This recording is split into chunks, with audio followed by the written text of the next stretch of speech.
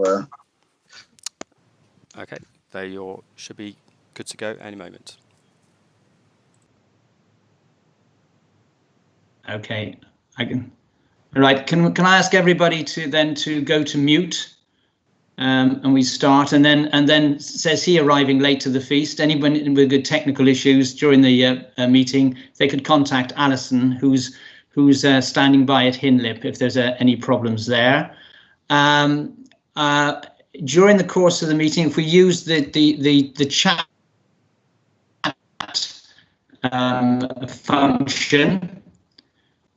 Because that will alert me to if anybody wants to ask a question or anything. But can I remember this function is public, so don't say there I want to speak because I don't agree this man's a prat that's speaking at the moment, because everybody will then see that. So we'll just bear that in mind. And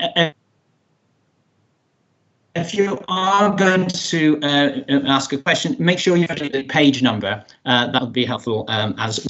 A reminder that apologies, but when we started this, we slimlined the agenda down somewhat in order to make it very practical and sensible to use. So we have kept back some documents that were there for noting, and they'll be sent out next week. And they include the performance report for Q4, the improvement plan for Q4, a property update, and our collaboration brochure, which is the third one that we've produced as an authority.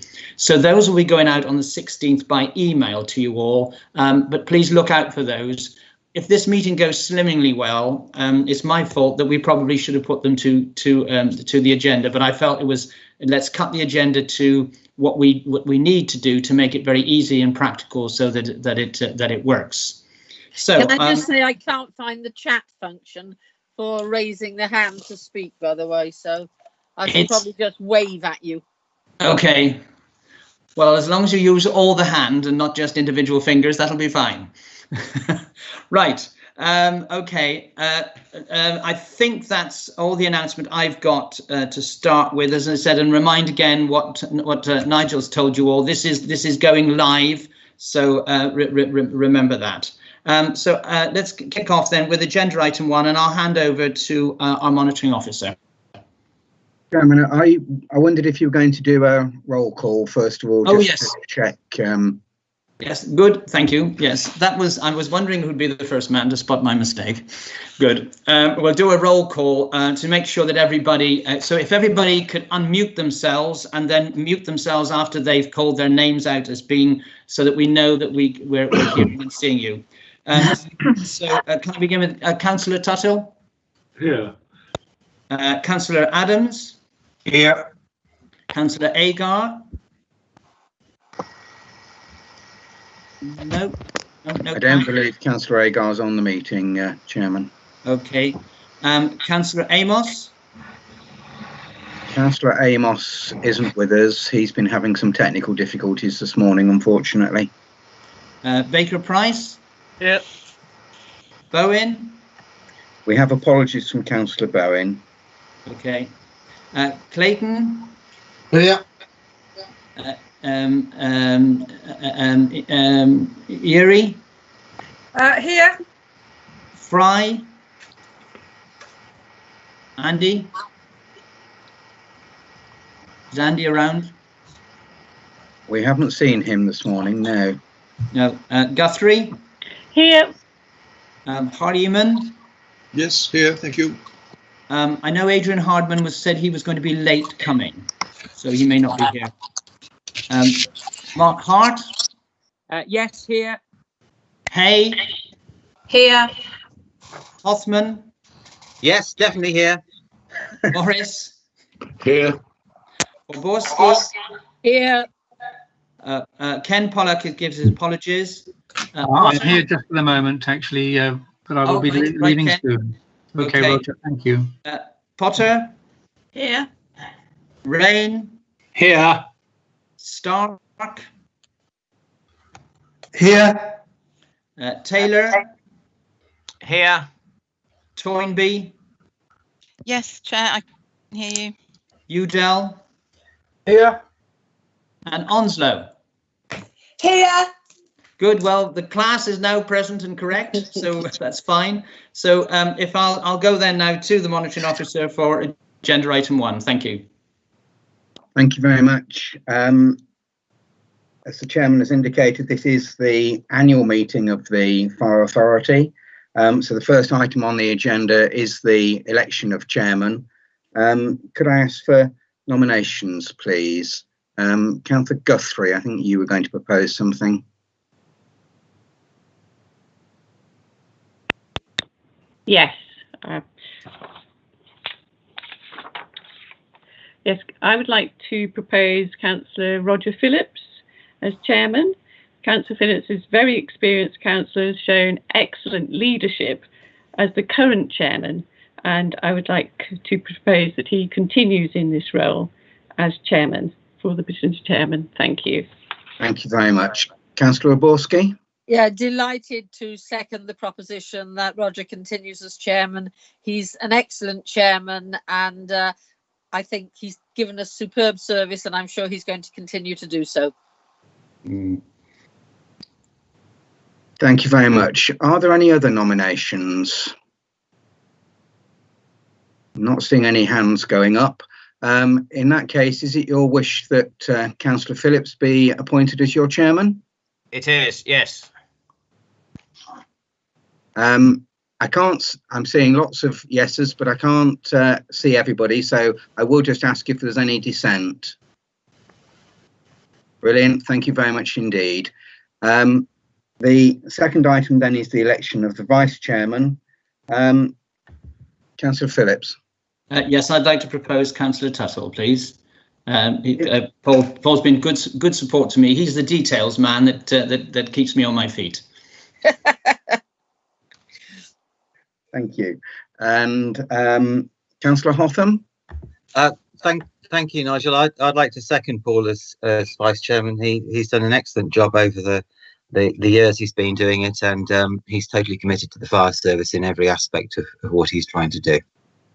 Thank you very much. Are there any other nominations? Brilliant. Again, is that your wish that Councillor Tuttle will be appointed as your vice chairman? Thank you. Is there any dissent to that? Brilliant. Thank you very much indeed. I'll hand back to Councillor Phillips then. Yes, well, thank you all very much for that endorsement, and on behalf of Paul and myself, we'll continue to do our work in the next 12 months and work also across the groups as well to deliver this very important blue light service to our two communities. Item 3 is apologies for absence. I think we sort of got a sense of those absences. Nigel, is there any you want to confirm again?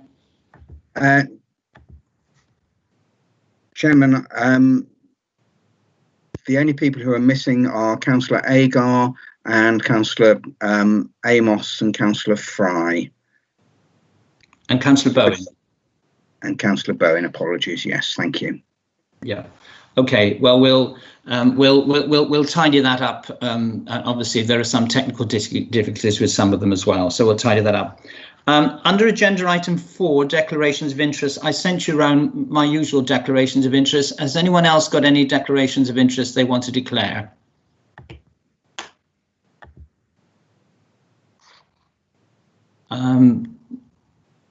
Don't seem to think so. In that case, I'll move on to agenda item 5. I sent around a summary of some of the announcements that I would have made, so I hope you got that yesterday. In addition to that, of course, last night you received notice that we have made some temporary positions as from the 1st of August, with Keith Chance becoming the temporary deputy fire officer and John Price the assistant chief fire officer. Our congratulations go to them. And this, of course, is because John Hodges will be retiring as of the 31st of August.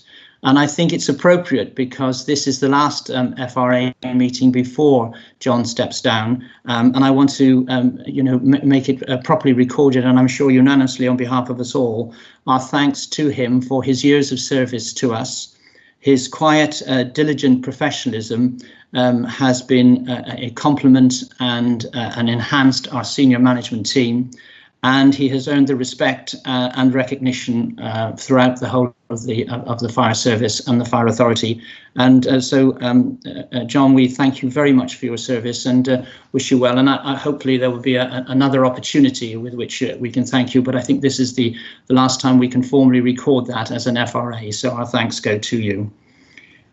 Secondly, also, those of you will know Alison Buttle in our legal and committee services team. Well, Alison qualified as a solicitor recently, so many congratulations to Alison too on that achievement as well. So what talent that we've got in the uniformed and ununiformed service.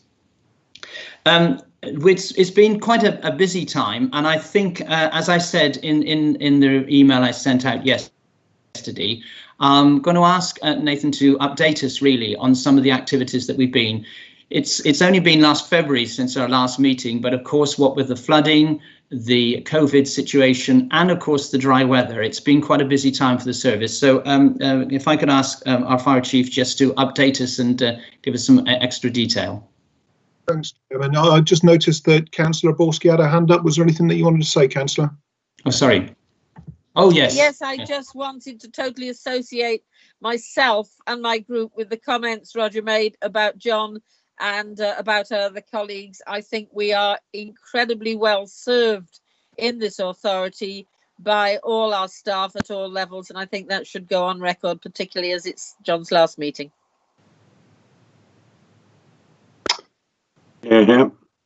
Thank you, Councillor. So, as the Chairman highlighted, I just wanted to give you a quick update on some of the day job activity that we've been dealing with pretty much through 2020. As you're aware, we had the major storms, the 3 storms in the February period running through into March, Kira, Dennis and Yorgi. We had significant flooding across the 2 counties and also across our neighbouring fire and rescue services. Obviously, areas such as the Y, the Severn, the Team and the Lug were inundated, and when they burst their banks, they deluged a number of our communities, particularly Hereford Worcester, but also Tenbury, Upton, Whitchurch, Hampton Bishop and Bewdley in particular. The response from the service, I believe, was absolutely fantastic. All stations were involved in the response over that period. And just to give you some stats, we had 182 water incidents.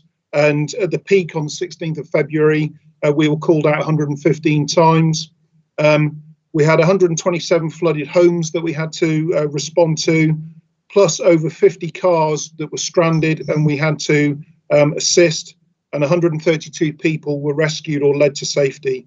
Unfortunately, there was also the 1 fatality in Tenbury when a couple tried to access across the bridge when their car was stranded and they got swept into the river.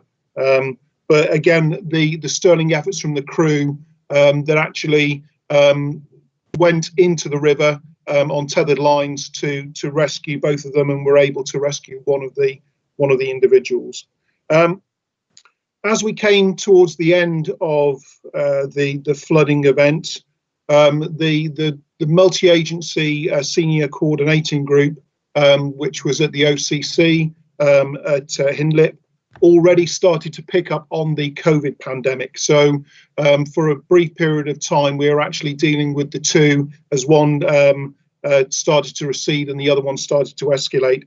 And you're fully aware of the situation that we're now in we're coming to the latter stages of at least the first phase of the COVID pandemic, but the work that has gone on, not only to be able to make sure that the organisation is running effectively, but also the ability for us to be able to adequately support our partners across the 2 counties.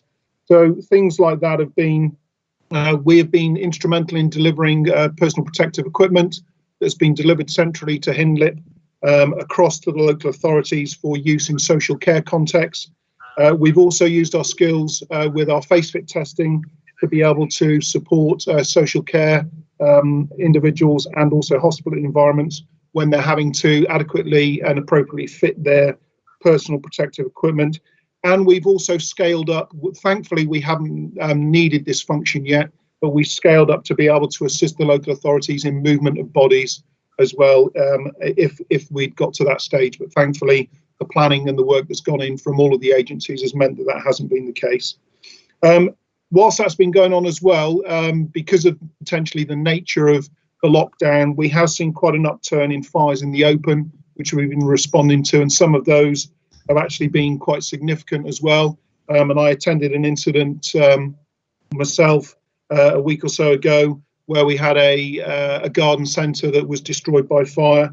But we've also had a number of those other incidents, both day and night, in fires in the open across the two counties. So overall, it has been an extremely busy organisational and operational period since the beginning of the year. And I'd like to commend the work and the commitment of the crews that have taken it all in their stride and dealt with it very professionally and with a great deal of commitment. Thank you very much, Nathan. Before I add to that, can I bring in Councillor Pollock, please, straight away? Roger, thank you very much. I'd just like to thank the Chief Officer for what he's had to say. Just as representative of Tenbury, it was very serious in Tenbury, and I know that the fire service, I saw them out there myself, worked really hard, but it was tragic. We lost the one person at the Eastern Bridge, just outside Tenbury. And you'll know perhaps that last Wednesday, our local MP spoke at an adjournment debate about the need for better protection in Tenbury, and she was supported by the Minister, Rebecca Powell, and I hope that something will be done to make things better in the future. But just to leave it on a positive note, one of the ladies you rescued from those stranded cars lost her ring, and that was rediscovered by somebody with a metal detector and reunited with the woman. So a bit of good news coming out of what was otherwise a pretty tragic situation. Thank you very much. I must leave now. Yes, thank you, Ken. I know Ken's got to leave to go to another meeting, so thanks for that. And I think it was important to get Nathan to sort of give us some detail about that, because whilst there were some very difficult and challenging times for us across our communities, and continue to be so, and we're playing our part very much in that. And it proves effectively, of course, that the work of all the planning that is done, that the resilience is there to cope with it, and of course to work with our partners as well, which I think we can be very proud of. As I've got no one indicating to me that they want to make any other comments at this stage, so we will move on then to agenda item 6, which is public participation. We have no public participation at this meeting today, which is a bit of a few moment, because I don't know quite how we'd cope with the technology for that. But anyway, we've done that. Let's move on then to agenda item 7, which is on pages 1 to 7, which is confirmation of the minutes of the meeting that was held on Wednesday, the 12th of February. Is everyone content with the accuracy of those minutes? Please use chat or wave. I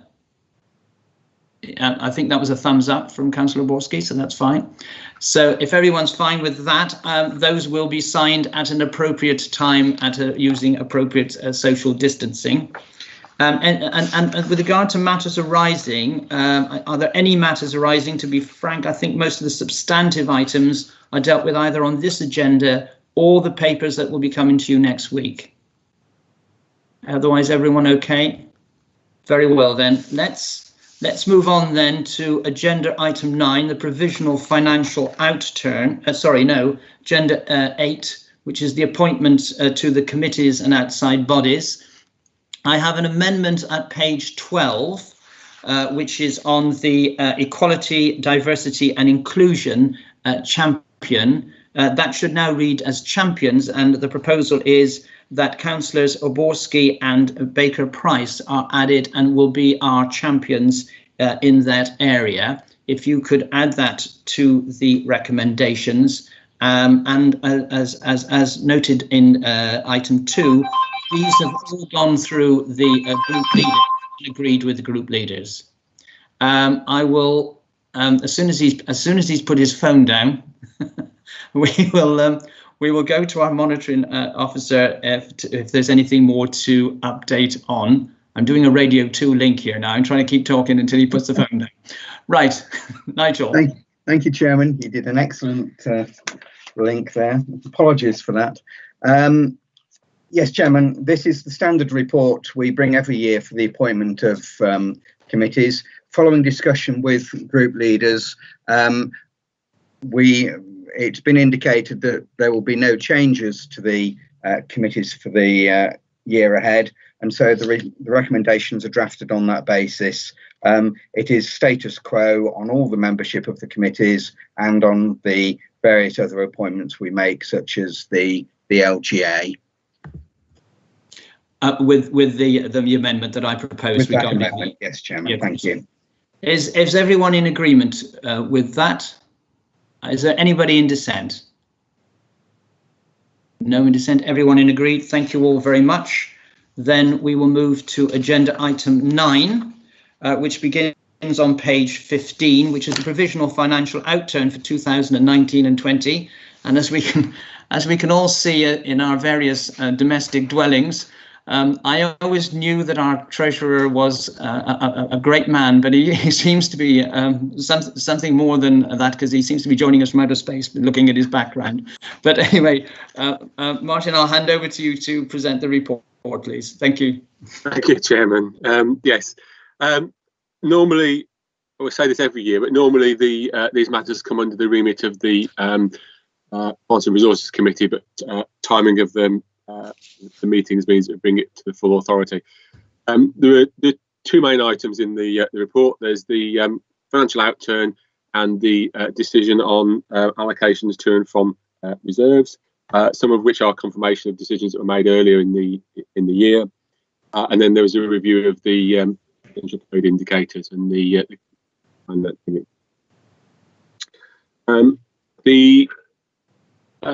Policy and Resources Committee that would have taken place in April, May.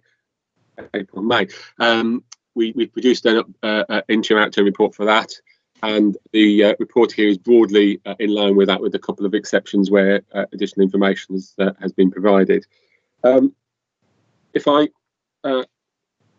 start on page 17, if you recall, when the original budget was set, it was before we had the final information on the pension contribution rates. Excuse me. On the pension contribution rates, and we made some adjustments to that at the beginning of the year. The experience has shown that I got the estimate in detail wrong and actually put too much money into whole time pay and insufficient into retained pay. So I've made an adjustment in relation to that. And then paragraph 12, with the use of the reserves, we were always planning to use the reserves to fund some capital schemes. Those need to be brought in, be included in as expenditure and funding from the capital schemes. Paragraph 14 in Appendix 1 shows that overall we've actually understood by approximately £155,000. And paragraph 16 lists the variations that make that up. The key ones I'd like to draw to your attention really are the first one around whole-time pay, where we have an underspend. If members will recall that the day crewing system has been ended. The budget anticipated that would end in the current financial year now, last financial year, and would have some additional costs in relation to pay protection. The actual change actually has come in this financial year, so those costs will fall in this financial year. So I'm suggesting that we reserve that money to pay for those additional costs as they occur in the current financial year, being a one-off period. The other one that I would draw to attention is subparagraph D. I mentioned previously that we had some additional pension costs relating to injury pensions and backdating of deductions. The final figure is slightly higher than that. We've identified another 2 people who had their pension reduced in relation to benefits they received, but the benefits had not been received for a significant period, but they failed to notify us for the reduced pension to be reinstated. All those items come down to a net figure of 155,000. Moving on to page 19. In addition to that, we received some additional grant that we weren't anticipating in the budget. The biggest chunk of those is where the government redistributes the business rates pots.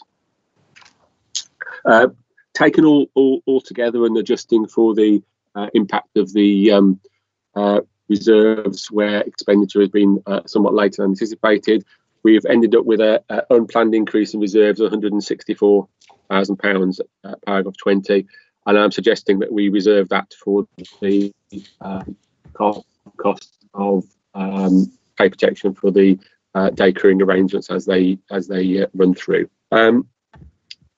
Appendix 2 shows the unuse of an actual use of the individual reserves in 1920, and shows the opening balance, what we anticipated to use in the revised budget, what we've actually used, what's left in the reserve, and some notes on when we're expecting to use some of those reserves up into the future.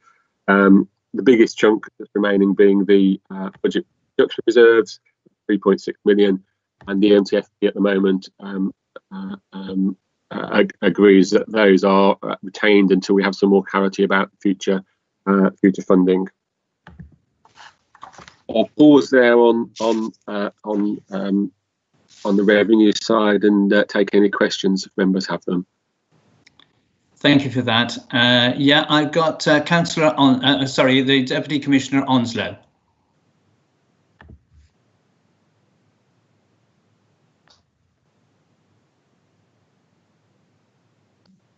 Sorry, Chair, just having a bit of technical trouble trying to unmute myself there, which isn't normally a problem. But just on page 18, there was alliance costs, and there was the authority set aside £200,000, and I just wondered what that was in relation to, what those costs would be in relation to, and if there's any savings associated with the alliance costs. This could all go horribly wrong. I'm going to try and mute myself again. Martin? So, right, unmuted now. The budget was just for costs. The key element of the costs related to the joint appointment of a ICT lead. The appointment was actually for a period of 3 years, so we've got some short-term costs in there. There was also some shared costs in relation to the command and control project, which we've effectively charged back to Shropshire. I understand Shropshire also have the same budget provision. So we have we incurred approximately £46,000 worth of costs as our share, and we billed back to Shropshire 34,000, so it's net 12,000. We potentially got another 150,000 pounds worth of shared cost in relation to the ICT post if that runs to the planned timescale. There are no savings included in that figure.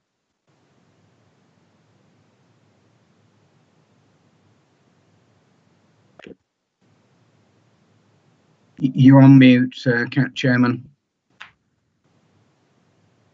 Thank you. Yeah, there's me being disciplined to other people.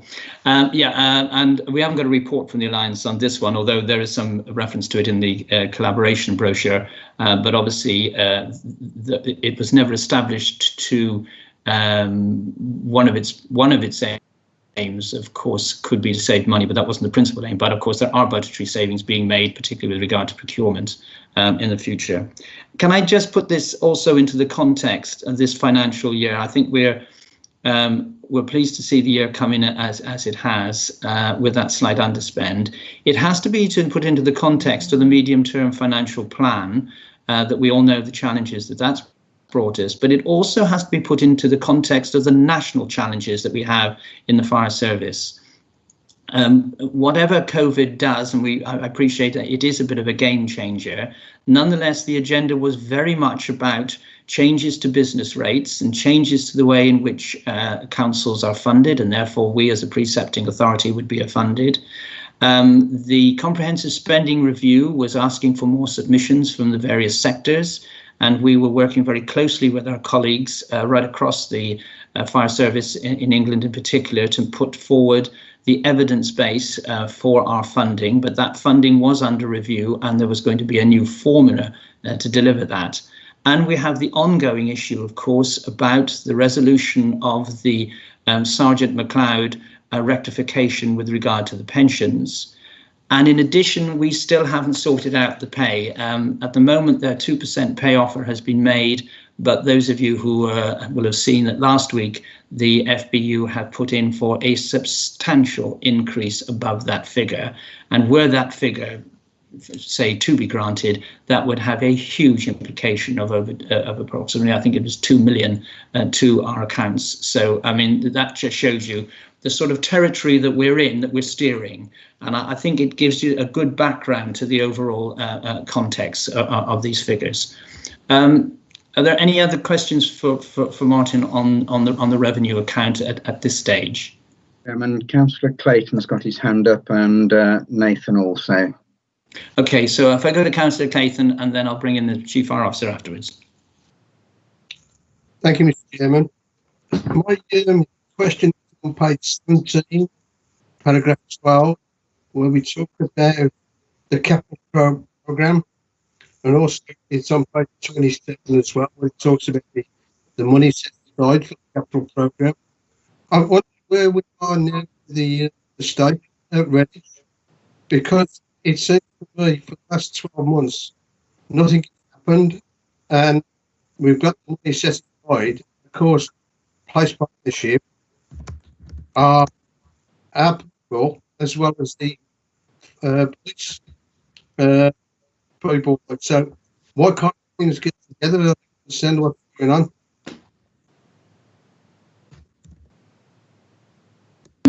I don't know if we got all of that. You were cutting out quite badly, to be honest. Do you want to try again? Summarize it a bit briefly, but try again, because it broke up very badly, I think, for all of us. Right. On page 17, paragraph 12, we talk about the capital programme, and also on page 27, where the money is in for the capital programme. I'm wondering what's happening to the new station, which is supposed to be built and ready, because place partnership works for not only for us but also for the police. So I don't understand why they can't get together, because nothing's happened in the past 12 months, and I just wondered where we do this. Chairman, I could easy part to the answer, and I'm sure Nigel will give an update on the Redditch station. Is on Appendix 3, pay line number 6, column 4 of the 12.1 million there. The money for Redditch station is included in there. It's in the budget, so we have a budget for that, and I think Nigel can give a better update of where we are with the scheme itself. Nigel. Thank you, Chairman. I can assure Councillor Clayton there is an awful lot of work being done recently on the development of the Redditch fire station, and there will be an update on the detail of that in the papers which are going to be circulated next week. The property update report was something Councillor Clayton did ask for at the last meeting. It was one of those information items that we stripped out of this agenda, but it will follow next week, Chairman. I'm very happy to have a chat with Councillor Clayton separately after the meeting. Thank you very much. Yeah, thank you. Nathan. Thank you, Chairman. I just wanted to reassure the Deputy Police and Crime Commissioner that I will be speaking to their consultants tomorrow in relation to the work that they've got commissioned around the efficiency and efficacy of the Fire Alliance, and I'll be able to give them more detail around the progress that we've made. Yes, and as Councillor Onslow will know, I am meeting the Police Commissioner next week about that matter as well. You're aware of that, are you? Yeah, right. Okay, any other questions for Martin? I don't think so at this stage. Okay, Martin, do you want to go on with the rest of the report? Thank you, Chair. Yes, from page 20, paragraph 26 onwards is a summary of the capital budget. The appendix 3 details of the schemes, and as you pointed out, there is a significant chunk of capital money, line 6, which relates to the future building schemes. So that is monies set aside for Redditch, Hereford, Broadway, and the North Herefordshire Strategic Training Facility. On Appendix 3, there are a number of schemes which are marked with a hash mark, which are now complete, and they will come out into the future budget monitoring reports. Moving on, then the statement of accounts will be prepared on an IFRS basis, and will show the true economic cost of delivering the service, but not necessarily the true economic benefits. And the basis of that differs substantially from the statutory basis on which the authority is charged with governing the organisation. The statement of accounts will reconcile those differences, and the Audit and Standards Committee will scrutinise that reconciliation as well as the accounts themselves. The accounting audit regulations normally require that the statement is signed off by the Chief Finance Officer no later than 31st of May. And then approved and published by the authority no later than the 31st of July.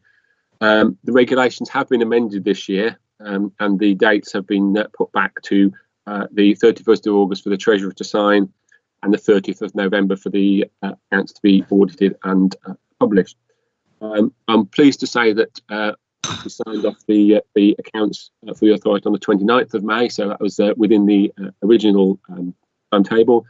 And that we are all geared up to bring the accounts to the next meeting of the Audit and Standards Committee on the 8th of October. Our auditors are geared up for that. It's worth saying that a number of services have got audits that aren't actually going to commence until September, October, November, even before the rules were relaxed. So we are on track for that. The final section of the report relates to the Prudential Code indicators and Treasury management activities. And I deal with Treasury management activities first, page 22. The key things are that the authority manages its Treasury management functions in conjunction with the County Council. It's more cost effective for the county to invest our monies alongside their own monies. And that has continued, and the strategy adopted for 1920 is included in an appendix. At the beginning of the year, we had long-term debt of 10.6 million, and during the year, we've taken additional 3 million of long-term borrowing. This is partly to replace the temporary funding of from internal cash balances, as agreed with our strategy, and also anticipating the fact we have 1.5 million of loans maturing in 2021. So long-term debt at the end of the year will stand at 12.1 million. At the end of next year, will stand at 12.1 million. Just note that is in line with the capital financing requirement, and is still well within the limits that's there. Paragraph 48 just sets out where the cash stood in terms of investments at the end of the year. Finally, paragraphs 49 to 51 onwards just summarise the Prudential Code indicators. The outturn indicators are in line with what was set in February 2019, and updated in 2020-21. So there's no further action required on those.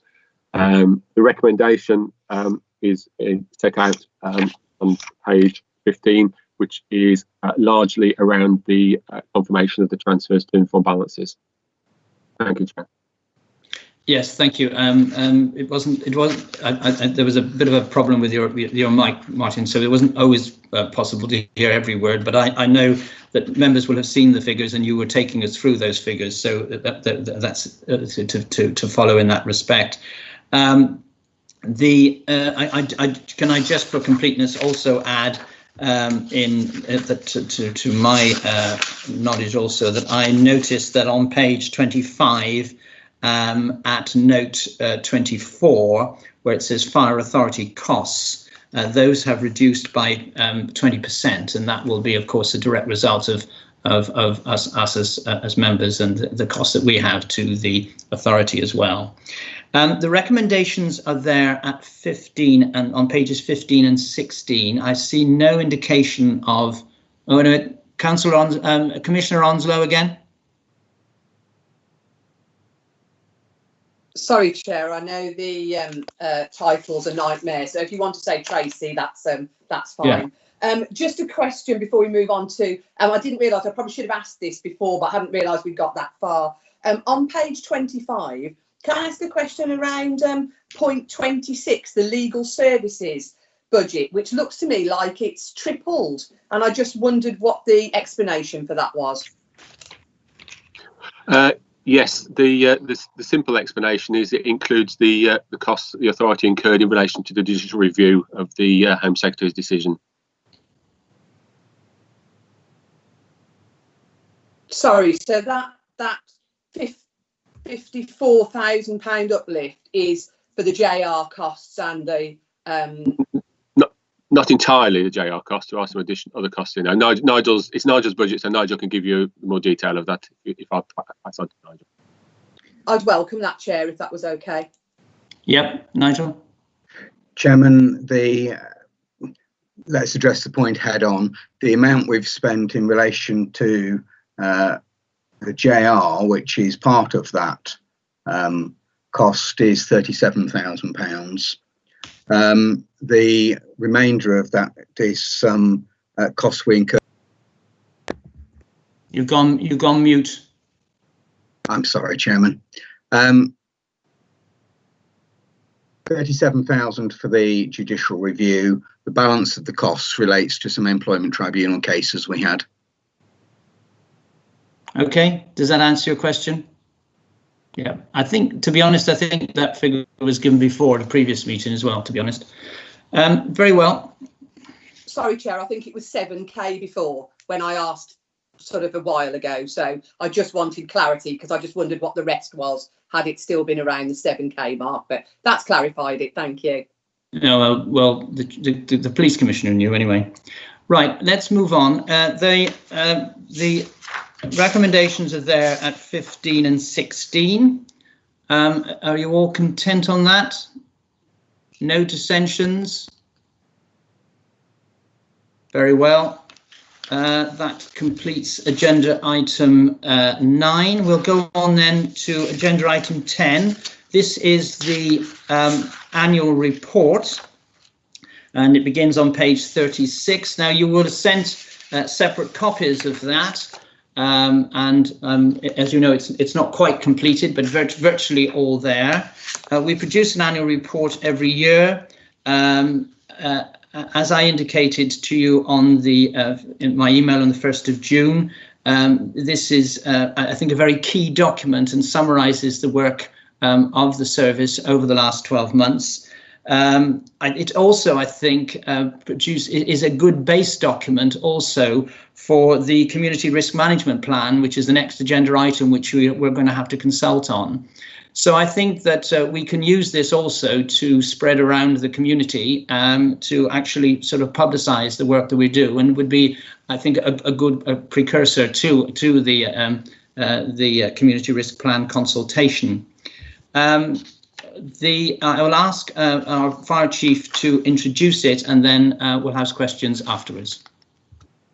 Thank you, Chairman. as the chairman has very succinctly summarised, the annual report is that snapshot of what the service has done over the previous year, but also a look forward to the following year about how we want to tackle the priorities that are linked to our community risk management plan.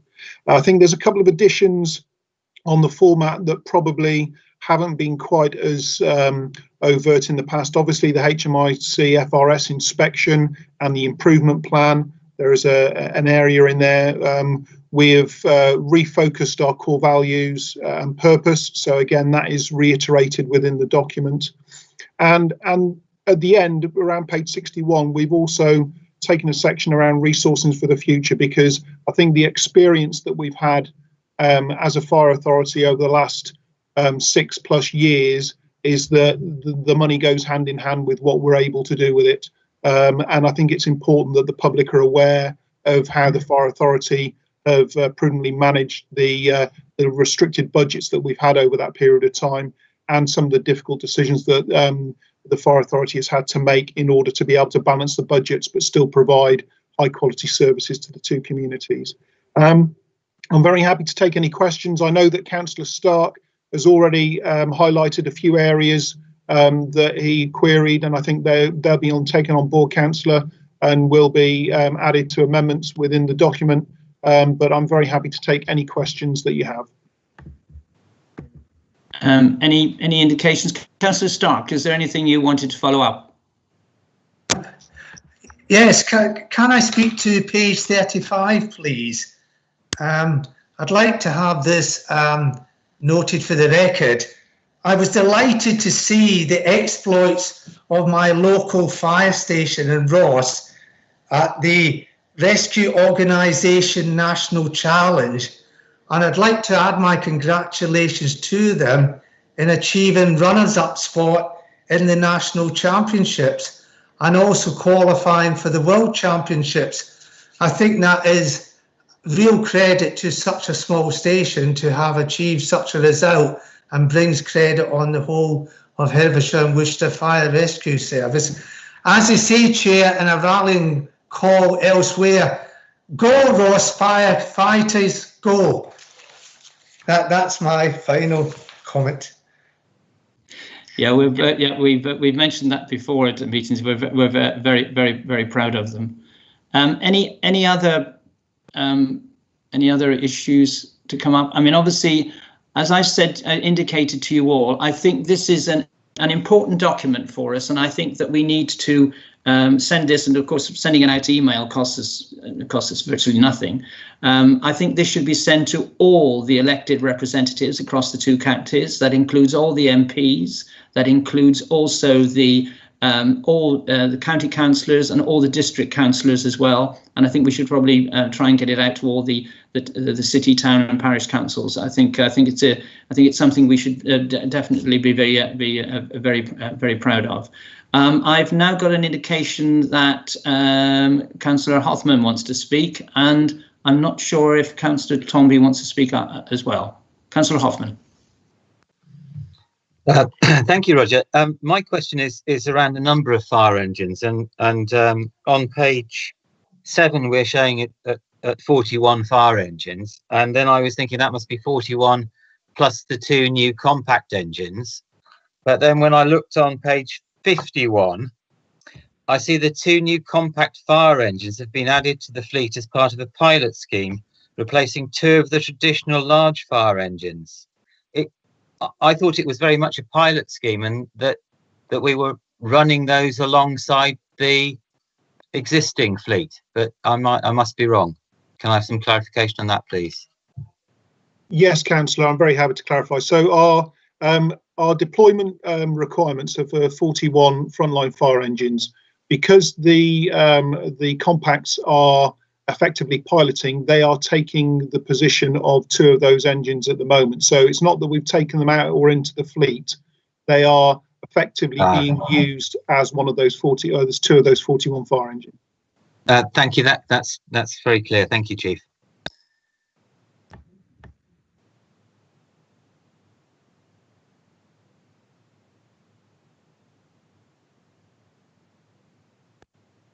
Chairman, unmute yourself. You've all got hard copies of this, but we'll get an email copy sent to you so that you can use it in your own communities as well. I think, you know, we should be, as members of the Fire Authority, we should be very proud of this document and what the work that's been done here, and we should be very much celebrating it and to use the words of civil servants, socially distributing it across the community. Okay, so that's there. That's going to be that final sign off between myself and the fire chief, and then that will go. And as soon as that's ready, we will let that go. Chairman, Councillor Tuttle's got his hand up. Yeah, Councillor Tuttle.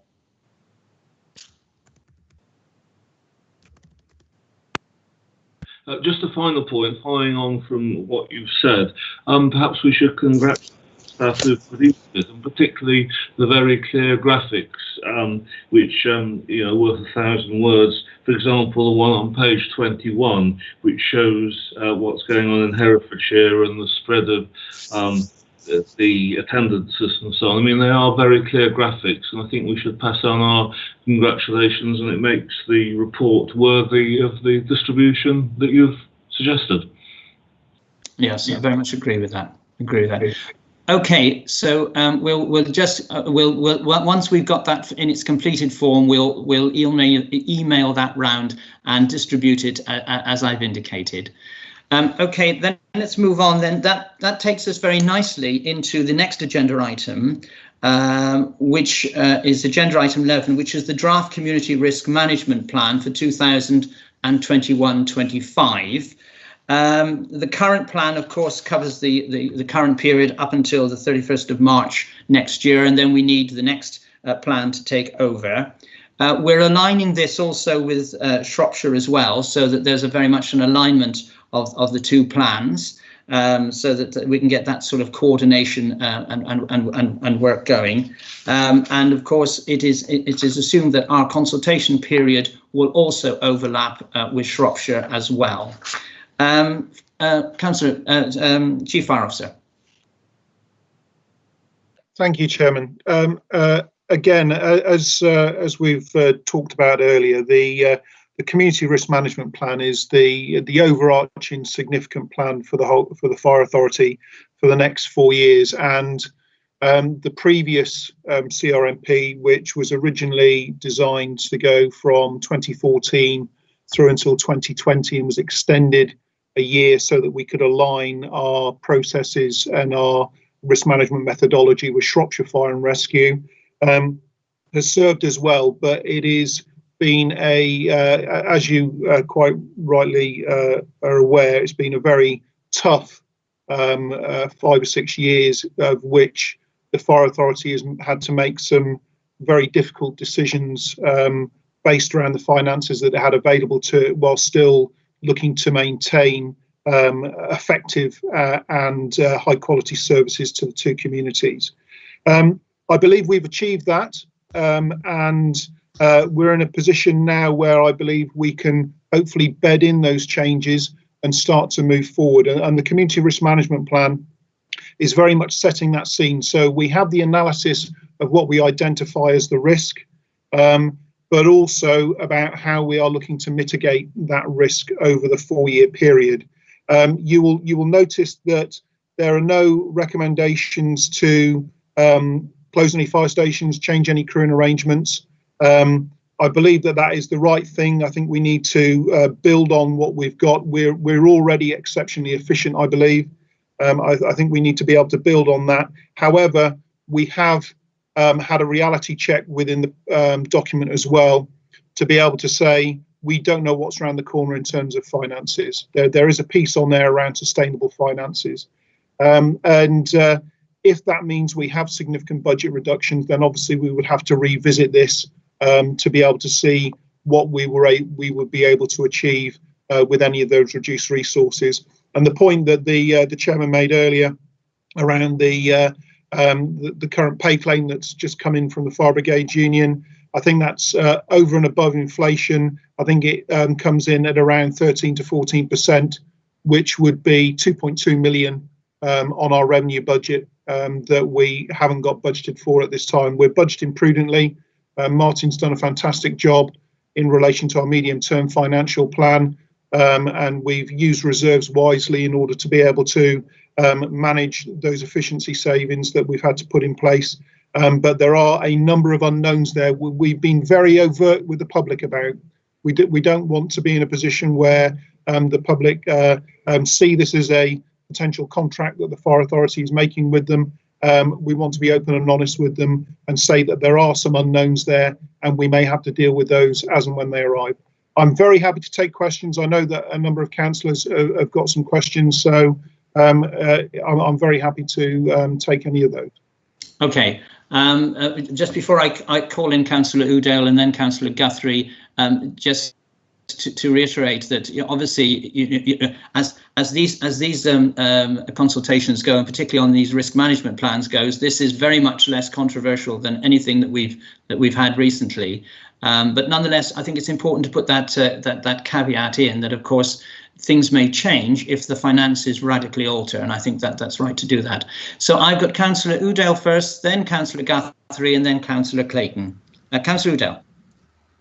Thank you, Chair, and thank you for allowing me to speak. And I don't think there would be many Fire Authority meetings where you wouldn't. Just a quick question. I'm pleased to see that there's no change in cover being proposed, but I have got a bit of concern about the lack of any potential new provision of cover, especially with the changes of demographics and infrastructure. And in particular, in my part of the county, west of the River Severn in Worcestershire, where we are seeing significant housing expansions, university accommodation growing, which includes single house accommodation, single person living in a property, the high-rise flats, and of course the issues relating to climate change and actually having physical access across the River Severn with highway infrastructure problems, which we all know about. I'm just wondering whether we've actually adequately covered the issues concerning the Worcestershire west of the Severn, and to make sure there is enough provision there for the future, as we know changes are going to happen in the not too distant future. Thank you.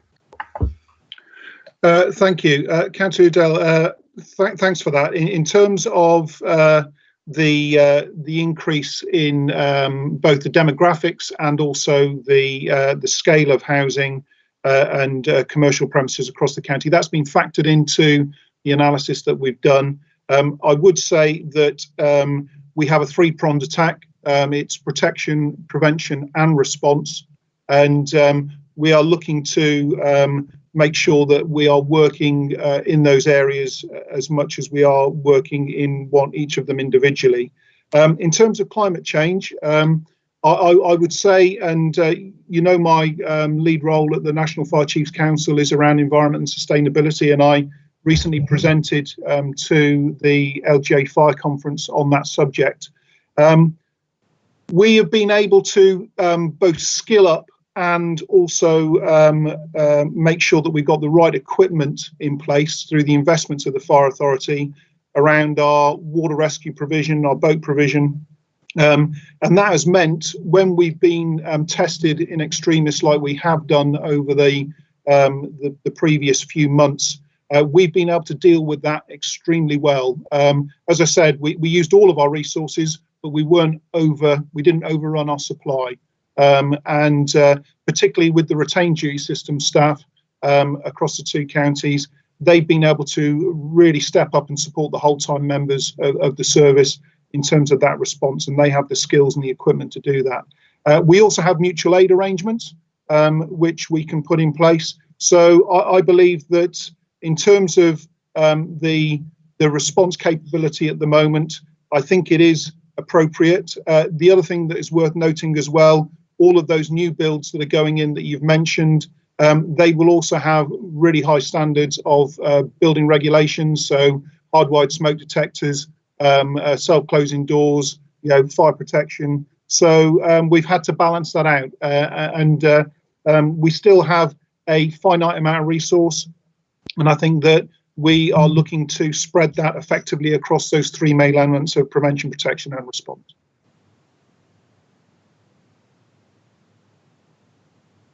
Okay, thank you for that. Councillor Guthrie and then Councillor Clayton. Thank you, Chairman. I have a couple of questions around resilience and culture. First of all, it's really good to see the cooperation with Shropshire, but given the importance of this relationship, I would like to request that members perhaps are able to see a summary of Shropshire's CRMP, or at least the highlights from it. Regarding resilience, there's reference to the difficulty of recruiting and retaining on-call personnel. That's on page 3. Given the heavy reliance on on-call personnel in Herefordshire, this is particularly important for Herefordshire, and the key issue here is what plans are in place to tackle this problem. And I realise it's not just a problem for Herefordshire, but in particular for our area. Moving on to page 4, and again resilience. There's mention of the attendance standard being no longer meaningful.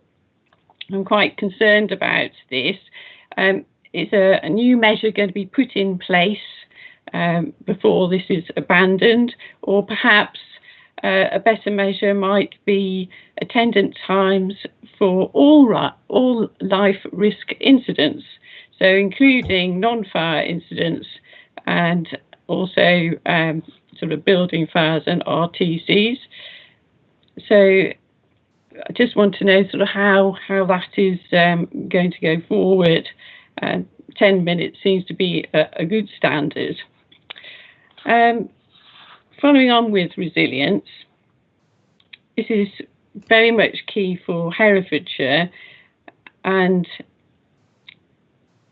Herefordshire relies on on-call personnel, and it is a very large rural area with a small town county.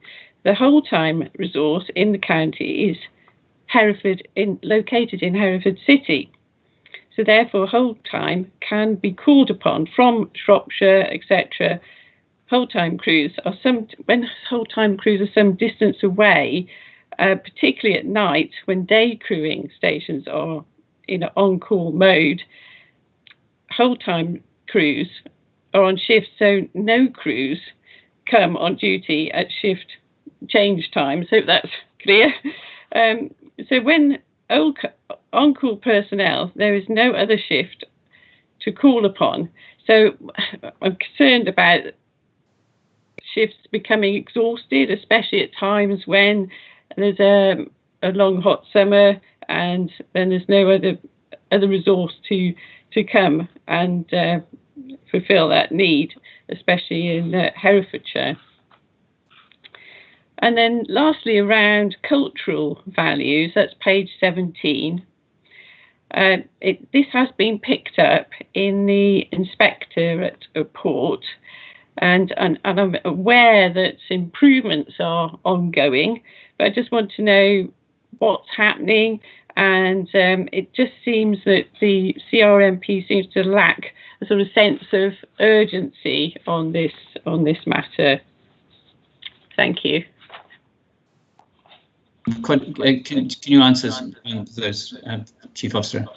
Quite a number. Thank you, Chairman. So if I take each one of those in turn, firstly, with regard to Shropshire CRMP, they will be presenting that to their fire authority in the near future. And as soon as that is available, then we'll be able to get a link to you, so you'll be able to see that and see the comparisons. In terms of the recruitment and the retention of the on-call, you've seen that we've identified that as a key risk for us going forward, and that's linked in with the change in demographics, but also the change in lifestyles of people that live in our rural communities, people having to travel to work, those sort of things. We're doing a lot of work at the moment in relation to targeting our recruitment in areas, and we've had some great success in there. Places like Ross and Bromyard, we're starting to have very targeted campaigns to be able to focus on that, and that's actually gained quite a lot of interest from the local communities. I think for me as well, and again, this may sound controversial, because you pointed out later on about maybe, you know, things like long hot summers and people are doing lots of activity, particularly on the on-call. Whenever I go to stations, whenever I talk to on-call members of staff, and for whole-time members of staff for that matter, they want to be busy. They want to be doing activities. They want to be doing work. And I think what we've seen off the back of not only the COVID response, but the flooding, is that there is a capacity and a capability for firefighters to use their existing skill sets to be able to offer a much wider range of response to local communities. We've already seen that locally with the agreements that we've had with both the ambulance service and with the police service for things like gaining entry. And you'll note on our performance report that'll be sent out shortly that we've had a significant increase in the number of emergency special service calls, and predominantly, bar the floods, they have been linked to work that we've been doing on behalf of our partner agencies, which has actually saved lives. You know, there's no two ways about it. To be able to gain entry into a property quickly and be able to provide that trauma care whilst ambulance are en route or in attendance has meant that we've been able to support those most vulnerable people in our community. So there are a number of things that we're looking at. I think as well, over the period of the CRMP, we will have to look at how on-call firefighters are remunerated. And I think that that is something that probably has national overtones on it as well, because the system is currently within the Grey Book. We've already done that to a certain extent. We've been able to have some flexibility, which the Fire Authority signed up to a few months ago, to be able to uplift the retainer fee. But I think that it is about demonstrating to those local communities the value of their local fire stations, and to be able to support them, but also attracting people that wouldn't normally think of being a firefighter as part of their career path. In terms of the attendance standard, the CRMP spells out the rationale for the need for change. The attendance standard back in, I believe, 2008, 2009, when it was originally muted, was, I think, looking at it from a very specific area, and also one that was very much focused on a whole-time response. Over those intervening years, we've had significant changes to the makeup of the organisation, and an attendance standard that identifies 10 minutes from the time of call until attendance, when you're predominantly a rural on-call service, is setting the organisation up to fail. I don't believe that means that we are not providing a good standard of service to those local communities. I just think that it's probably not something that we're able to demonstrate is improving our performance around that. And because of the nature of that as well, I think that with fires in particular, we're still seeing a decrease in fires in buildings, which is the very narrow focus that the attendance standard is linked to. And what we were looking to do was align what we've got with Shropshire. So Shropshire have got a very different attendance standard. They have a 10, 15 and 20-minute standard linked into the lower super output areas. So actually taking into account the level of rurality and also the overarching nature of the service in those rural areas, which is on call. I think that would give us not only a good comparator with our neighbours within the Alliance, but also a realistic view of how we're responding effectively. In those intervening years as well, and I'm sure you have witnessed it yourself, Councillor, we've had things like roadworks, we've had various things that have added in that have been outside of the scope of the fire service, that have meant that, traffic levels, those sort of things, that have caused us to struggle, particularly on the on-call side of the service, to be able to get into the fire station to then get the fire engine to get out the other side. So I would reassure you, though, but linked in with that, what I think we need to do is also look at a almost incident by incident comparator with how we would expect the service to respond. So if there are occasions when a fire engine is delayed over and above what we would expect to happen, then we can focus on that and look at the causes and hopefully pull the improvements out of it. In relation to resilience, again, you focused on Herefordshire. I believe, and you just have to look at the figures, the availability, the standard availability with our on-call crews is second to none, I believe. There are some challenges, as we found, particularly in Worcestershire, where we lose some key members of staff and we have to build those skills back up. But we're talking, places like Ross, 100%, followed shortly by places like Leominster, over towards Kingsland, Kington, Bromyard, a fantastic level of cover. And what we find when people are busy as well, that cover actually increases. And we've seen that over the last few months. You picked up a point specifically on nighttime cover. What we tend to find, if we do have drops in cover on individual stations, it's usually during the day because people have their primary employment. So nighttime cover is something that isn't normally an issue for us. And I would say that in terms of being able to corral that cover and make sure that it's effective in the right space is something that I think that the district commanders have been very good at.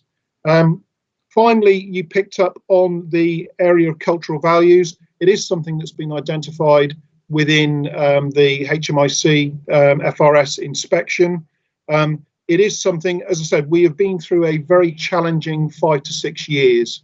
And I think that it's the right time now to reset those values, be in a position where we can build on it. I've put myself forward as the E&D champion from the organisational side of the service to go along with the member champions. I sit on the Cultural Challenge and Organisational Development Group, which is a group that's taken from across the service. I don't chair it, I'm just a participant. I want to be there to be able to see where I can add value, but it is across the whole piece. And I think the engagement that we've done with staff and also with the public, you look at things like our positive action programme now, we're coming up for whole-time recruitment very soon, but also what we've done with on-call recruitment, we are looking to try and make the public and our staff realise that we are a fantastic organisation, it's a great place to work, and we treat everybody with dignity and respect. And sometimes, we fall short of that. I know that, nobody's perfect, but the ambition is there. And I believe that this is a platform, the CRMP, and a stepping stone for us to improve. Thank you very much. And that gives me a lot of reassurance going forward with all that detail. Thank you. Thank you. I've got Councillor Clayton and then Councillor Tomby. Councillor Clayton. Thank you, Mr. Chairman. I think this report is comprehensive, looks at all the risks and seems to deal with it as well. But the one thing which just I don't understand about this, because on page 3 in the footnote, it talks about Brexit and if it happens or not, with or without a deal. Can I ask what contingency plans that we've done with this? Because I'm trying to work out how it affects the fire. Councillor Clayton, you broke up a bit, but I think the question was very much around the unknown that we'd identified around Brexit within the CRMP, and I think that is it. It is an unknown. We did a lot of work last year with our partners in the Local Resilience Forum to plan for an unplanned Brexit, a Brexit with no deal, and potentially we were looking at the impact on the wider community and how that then by default then impacted on our own organisation. I think for us very much it is around the financial side. We don't know when a deal or if a deal is not dealt with by the end of the year, whether from a governmental perspective the slice of cake which goes to fire and then the slice of that cake that then comes to us is changed. So that's why we wanted to flag it up. It's one of those known unknowns, misquoting Donald Rumsfeld. but it is something that I think that we do need to be tuned into, because it is potentially something on a financial side that we may have some fallout that we have to deal with. Is that answering the question? Because we're having some difficulty with your line. Did that answer the question? No, not really. I cannot see in the reports, in financial reports, how much money did we put on site for this? No, you're not coming over at all, I'm afraid. Sorry, Councillor, could you repeat, please? I just wanted to know, when you looked at the financial report, there was no money set to one side for this. So I just wondered where this money is for. Okay, so in terms of the money that's set aside, we've obviously got our reserves, our budget reduction reserve, which is probably the one that we would use predominantly in there, but we don't know what the scale of it is, Councillor, because it is something that would be dictated to us by central government in terms of our grant funding, or whether we then have an impact on local communities because we're not able to acquire the level of business rates that we would normally expect. So it's not that we've got a specific reserve for it, but it would be something that I think once we knew the scale of it, we would have to deal with it through our budget reduction reserve. Okay. Councillor Tomby.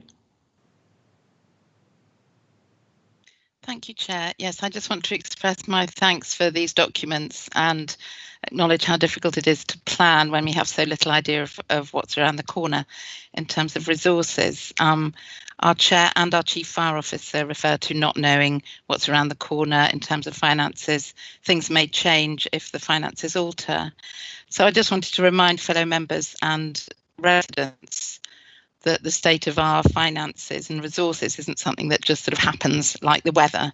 It is the result of political choices made by central government. Thank you. And indeed choices that we've made, because if we hadn't made some pretty difficult decisions over the last 5 or 6 years, we wouldn't be in the position that we are, the stable position we are now. I've got no Absolutely, and I acknowledge that. Yeah, and I've got no other people indicating. Just to say, just to draw your attention at 39 into the consultation of this, we're going to use the Opinion Research Service, which we've used before, because obviously it's going to be pretty difficult in coming out of COVID to deal with this. So that's why I think the annual report, getting that publicised as widely as possible, is a good basis for this to then come and follow it on afterwards, and even the collaborative brochure that we're bringing out. I think there's an opportunity to raise public awareness and engagement so we get some handle, but they will be doing some specifically focused work and some very good focused work, so that will help to the quality of that, and we've been working with Shropshire on that as well. So I think that's very, very important, because obviously this has to return to us in the autumn for us to sign off so that it's ready for implementation as from the 1st of April next year. So there it is, and and the alignment of our times with Shropshire, I think, make a lot of sense. The geography and the population makeup and urban and rural split of Shropshire and Telford is very similar to Hereford and Worcester, to be fair, and I think taking on those different time standards make an awful lot of sense for the future. The retained firefighters, and indeed full-time, there always remains a challenge for this, and of course there will be a challenge particularly in the minds of many retained firefighters, if with the change of proposed governance, if that takes place.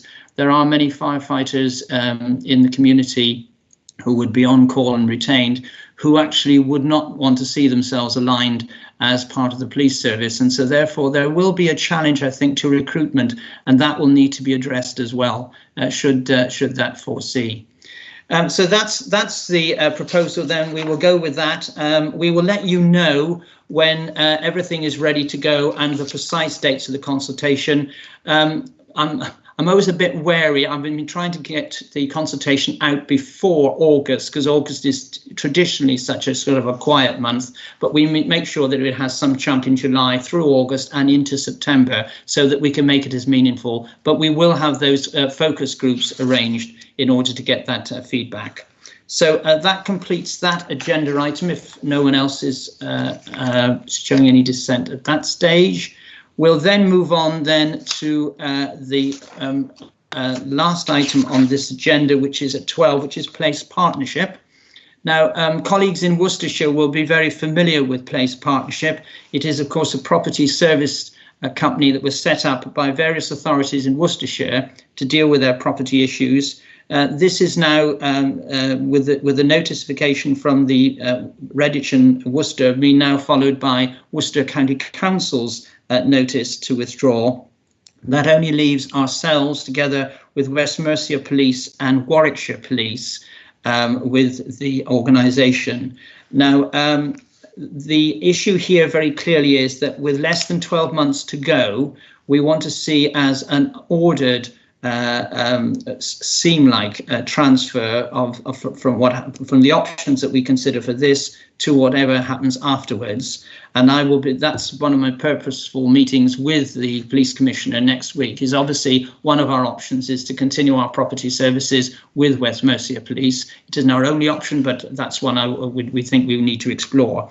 But in any event, we have got employees at Place Partnership. We have got services that will constantly be required, and we may need, with this 12 months notice rapidly declining, we need to move quite fast. So the proposal is very much that we will deal with this via, instead of the whole FRA, through the chair and through the group leaders, but obviously reporting back to the FRA. I'll call in the police chief now. Sorry, the fire chief.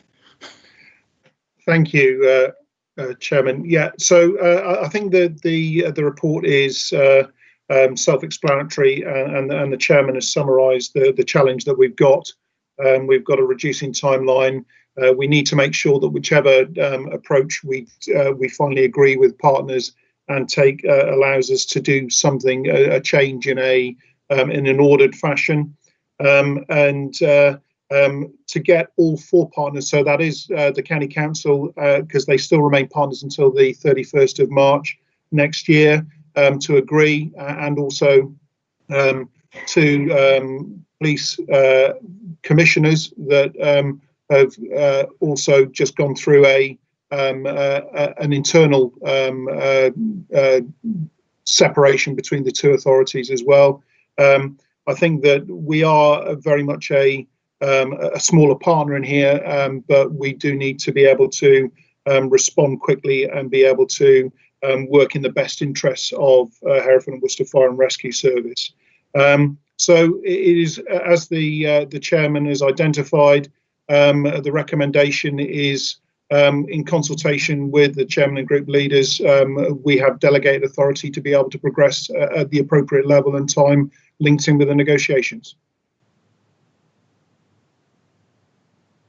Any comments from anyone? Marcus, sorry. Thank you, Chairman. Can you hear me okay? Good. Thank you. Just, sorry, a minor point, but arguably a major point, just in terms of the governance, because it's the way I read the recommendation as a strict matter. We are effectively delegating the decision to the chief alone. And of course, I have no issue in the confidence of the chief, and he's very capable and he will do the very best for us. Of course, the wording in consultation with the chairman and the group leaders is exactly that.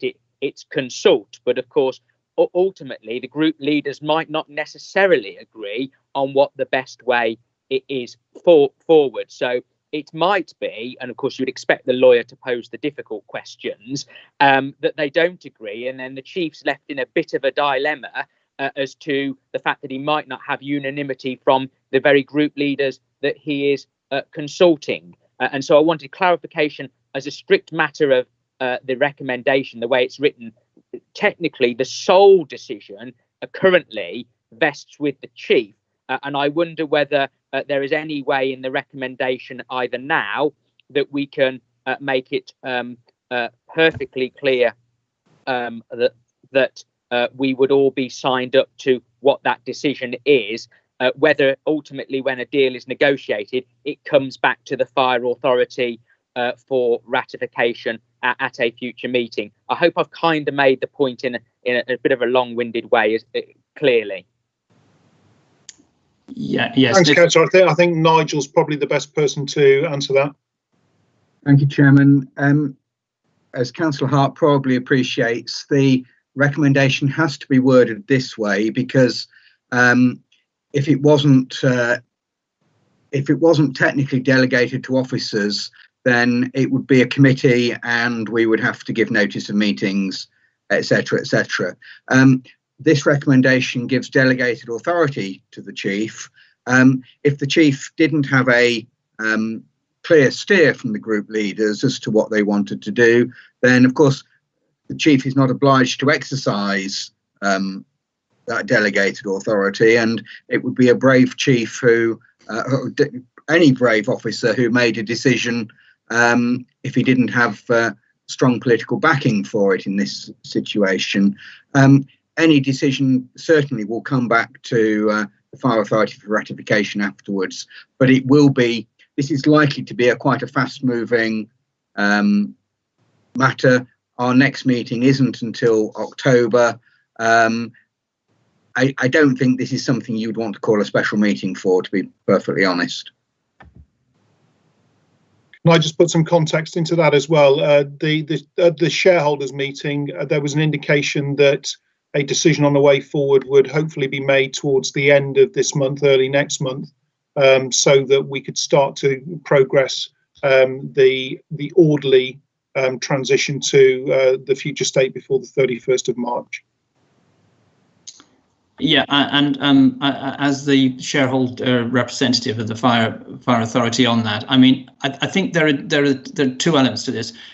First of all, we need to see, as the fire chief has just said, an orderly conclusion of PPL that doesn't leave us with lots of loose ends or indeed costs. You know, we've seen experience very close at hands at some joint working that's come to an end with a huge cost to organisations. We must make sure that we try and not let that happen. And then also there is the continuity of our property services, and so we need to explore those at the same time. So I think and the group leaders are big enough and bold enough to speak for themselves, but I think we're all of the same purpose there. Those are the two principal aims: is to make sure that we sensibly look at the options, both in the wind up of this company, but also of preserving our future services as well.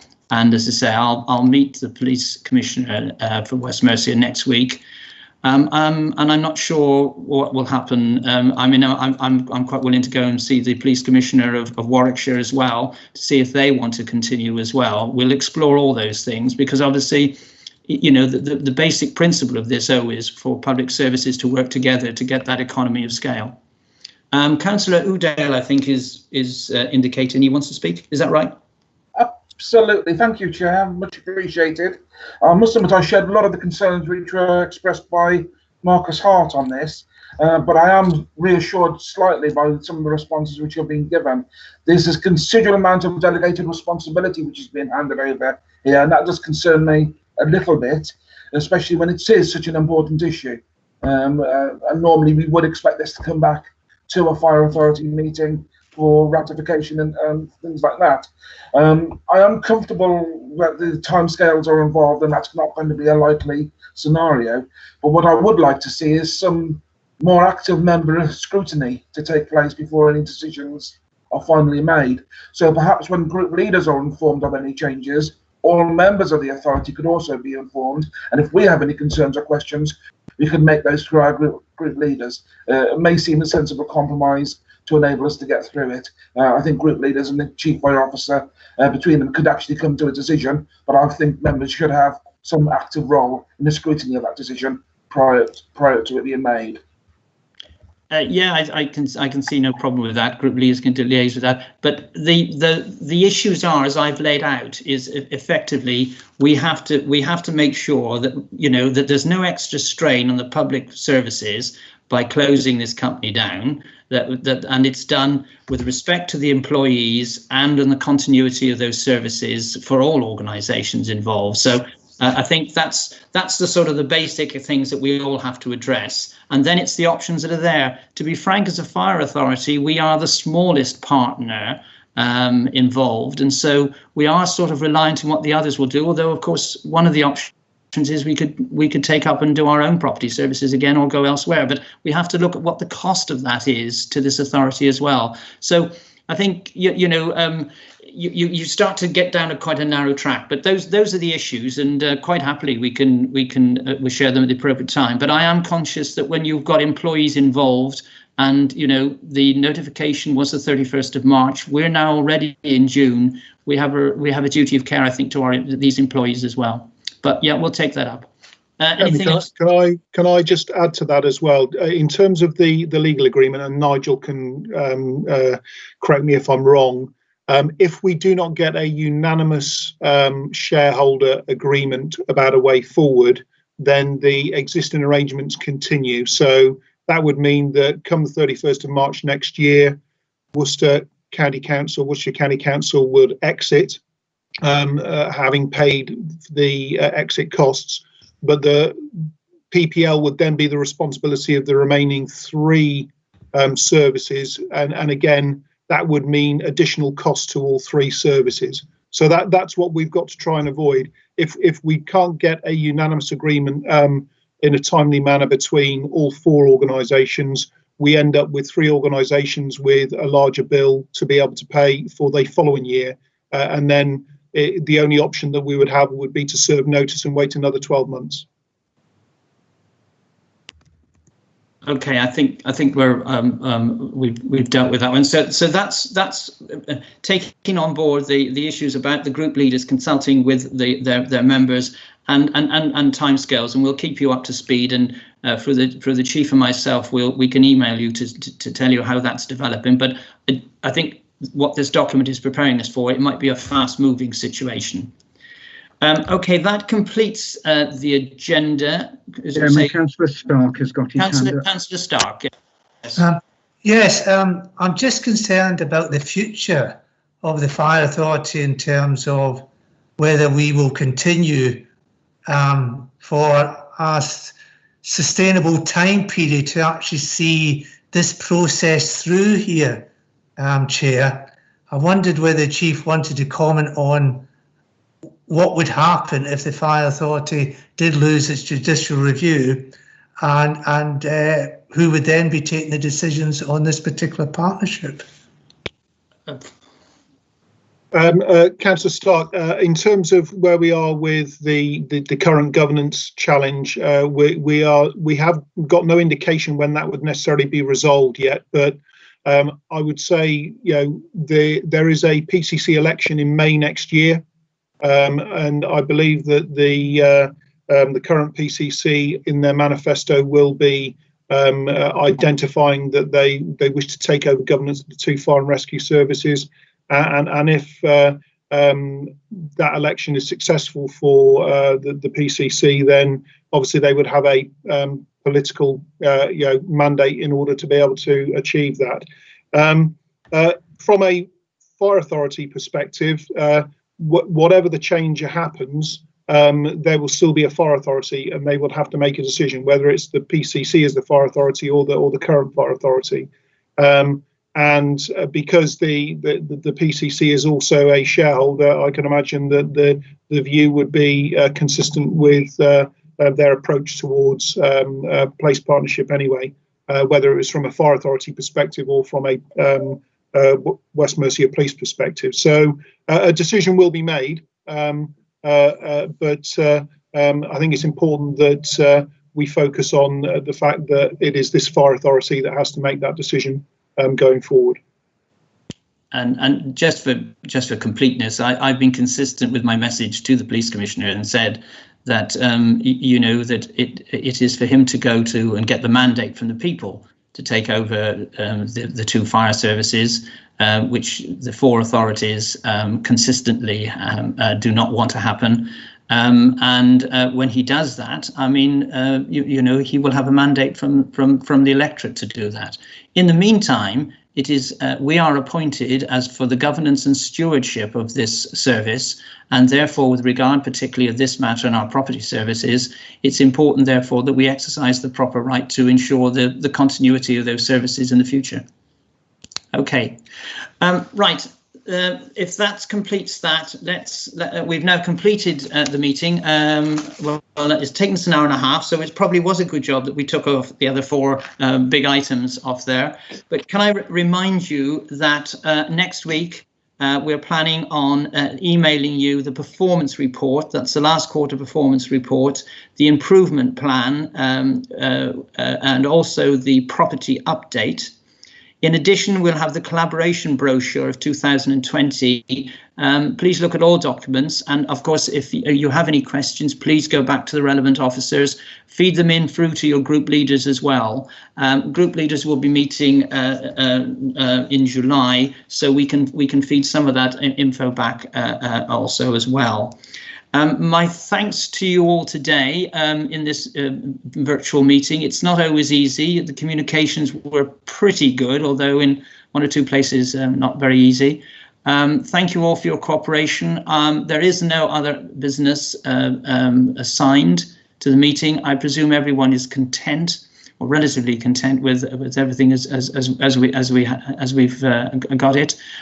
So my thanks to you all for bearing with us. I've sent some emails out to 1 or 2 that I want to speak with afterwards, as they say. But other than that, thank you all very much for your attendance. We look forward and long to the day when we can all see each other. And I was going to say hug each other, some more appropriately than others, of course. But there we are. Okay, so many thanks to you all, and look forward to seeing you all soon. Okay, bye-bye. Bye. Chairman. Bye.